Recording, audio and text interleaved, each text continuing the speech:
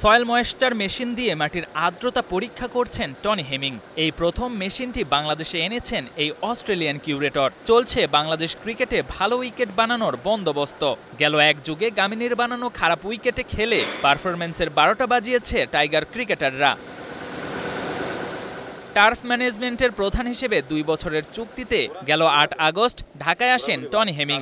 এসেই হাত দিয়েছেন মিরপুরের আউটফিল্ডে, দিয়েছেন নতুন এক চেহারা। এবার ধরেছেন সিলেট ইন্টারন্যাশনাল ক্রিকেট স্টেডিয়ামের মাঠ। 30 আগস্ট থেকে এই মাঠে শুরু হচ্ছে বাংলাদেশ নেদারল্যান্ডস টি-20 সিরিজ।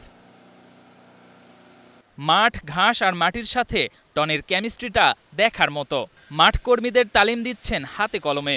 এই অজির কাছে থেকে কর্মীরাও পাচ্ছে আত্মবিশ্বাস।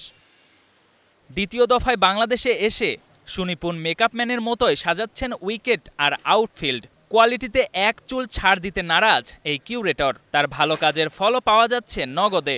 ডাচ সিরিজের প্রস্তুতি ম্যাচে দেখা গেছে রানের খেলা। দারুণ শট, যে কোনো বাউন্ডারিতে এটি ছক্কা। টনি হেমিং বাংলাদেশে এসেই পাল্টে দিয়েছেন পিচের চেহারা। টনির আগমনে চাকরি নিয়ে বিপাকে গামিনী।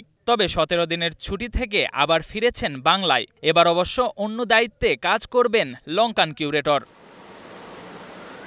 টনির কাছে মাঠের মাতবরি হারিয়েছে গামিনী। 2023 সালেও 2 বছরের চুক্তিতে বাংলাদেশে এসেছিলেন টনি হেমিং। তবে কোনো এক অজানা কারণে মাঝপথেই দায়িত্ব থেকে সরিয়ে দেয়া হয়েছিল তাকে। বিসিবির চাকরি হারিয়ে যোগ দিয়েছিলেন পাকিস্তান ক্রিকেটে। আমিনুল ইসলাম বুলবুলের প্ল্যানে আবার টনিকে ফিরিয়েছে বিসিবি। অসমাপ্ত কাজটা এবার শেষ করেই দেশে ফিরতে চান টনি হেমিং।